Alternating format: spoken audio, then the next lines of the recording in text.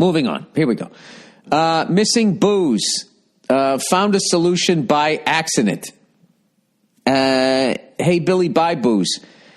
Buy booze. Yeah, exactly. I'm coming up on 400 days. And I don't know, man. I think I'm done for good.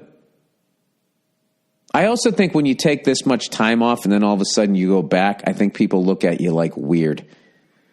And no matter what you say, like, no, I'm in control this time. I just have one. I just have maybe I'll have a glass of wine with a nice meal. You know, if it's an event, I'll have a glass of wine and that's it. I think always people, after you took a significant amount of time off, people just look at you like, oh God, how soon before it goes off the rails? Which, to be honest, the way I binge drink would not be, you wouldn't be wrong if you looked at me like that. Anyway, I'm a married, introverted teacher, and my wife loves people. I used to take tiny bits of Adderall and drink booze to build up the will to hang with her friends.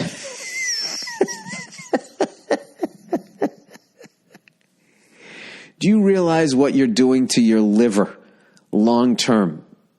I'm telling you, man, I have such a newfound respect for sober people that they just take life in the face every fucking day. I think what you have to do in those situations, sir, is you have to find the comedy in your shortcomings socially. And it's actually a way to kind of get yourself out of it. If you actually say something stupid in those moments and then call yourself out on it and just make a joke about how bad you are socially, usually the person you're talking to starts laughing. If you do it the right way. Just don't do the hipster tap out. Oh my God, awkward. Just don't do that. And then put the whole weight of the conversation on the other person. You just hold up your end of it, just going like, I suck at this. I'm trying to get better at this. If you just say that, you'll be fine and people will help you out. And it's like once again, it's like the gay thing. Out of the closet, it's out there, everything's fine. In the fucking closet, it's everybody still fucking knows, and then it's the big elephant in the room and everybody's fucking feeling weird. Saying that analogy straight across the fucking board. If you just awkward socially, address it and just be like, I'm going to get better at it. It just becomes funny and people will help you out. And it's usually so many things in life you think are a fucking mountain you have to walk up, and it's really, you just have to step up onto a curb. It's really not that big a deal. It's just that it happened to you when you were so young, you know, when your world was so small that you don't have perspective. And these little fucking things become these giant things that you're looking up at, and it's really not that big a deal. All right? So come out of your shell, but I'll read the rest of this. I had depression, fatigue, hopelessness, etc. Oh, I've been there. A regular person wouldn't know it, and I never wanted to admit it, so consequently, I never tried to fix it. Well, that's what they got therapy for. He says, anyway, parentheses with the S. All right, anyway, you wrote it correctly. I'll say it correctly. I tried to find a natural way to recreate the feeling of my social vices. I learned about neurotransmitters, dopamine, serotonin. I don't even know what this word is. Acetylcholine, ACETYLC,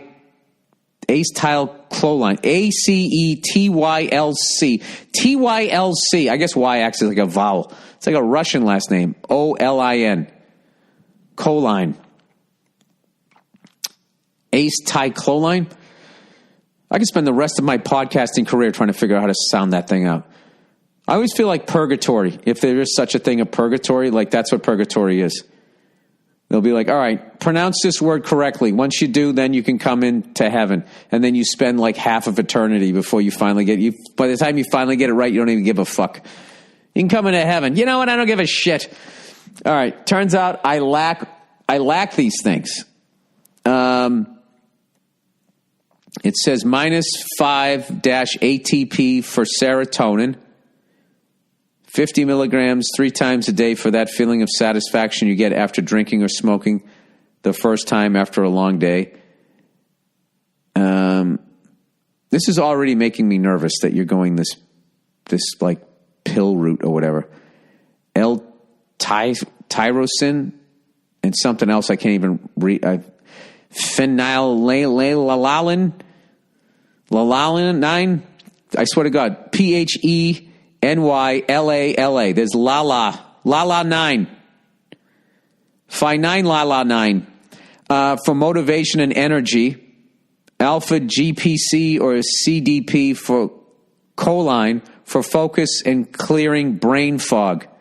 Bonus, Alcar shovels fat into your mitochondria for energy. You feel most of these things within 30 minutes to an hour. Okay, I don't know about this here. I had a beer after a week of that. Wasn't feeling it and decided I'm not much of a fan anymore or a fan of THC.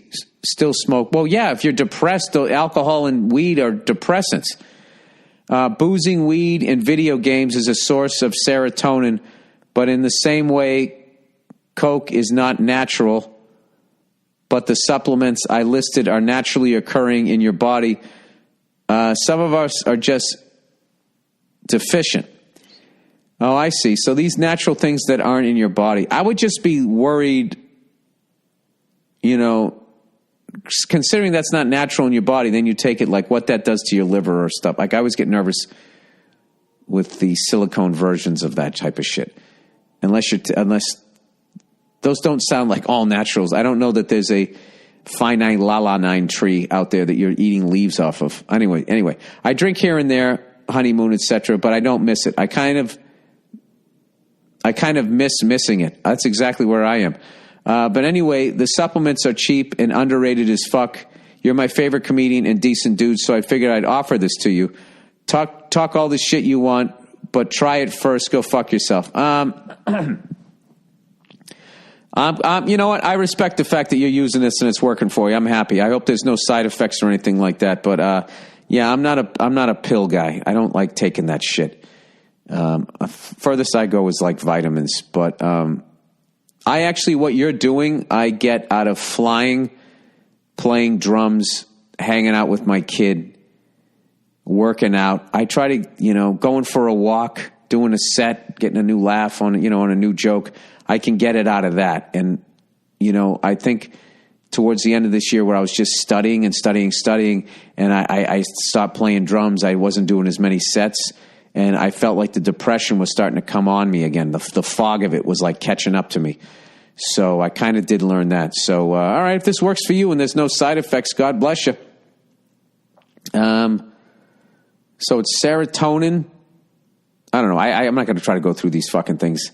Alpha GPC or CDP, choline for focus and clearing brain fog. Jesus Christ, I imagine I could use that every once in a while. Anyway, all right, dilemma. Hey, Billy Bursitis. Oh, that's a great one. Billy Bursitis. Oh, my God, this podcast is long as shit. An hour and 20 minutes. I got to get out of here. This one is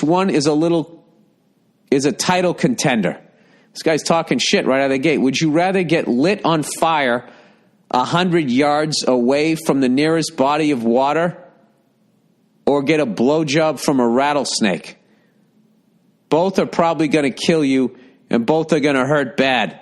Choose wisely and go fuck yourself. That one's easy. I get the blowjob from a fucking rattlesnake. Without a doubt. They have anti-venom. I take that.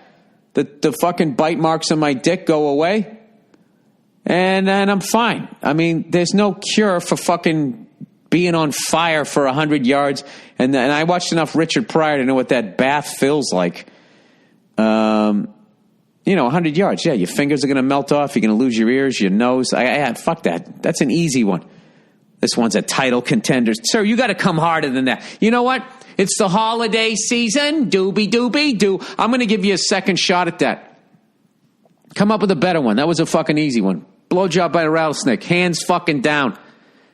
Hands down. I live in a major city that has rattlesnakes. They're going to have anti-venom. Oh, I would have to talk to my wife and tell her I was getting a blowjob from a rattlesnake. And I would have to live with the shame of that. I think that's what it more is. I I've just put it on some Native American shit. This was an initiation into the Native American tribe that was out here that we white people attacked and eliminated, and out of respect for them. I'd spin it that way. You know, deal with 3 days of bullshit on social media, and then I would be past it. All right, that's the podcast.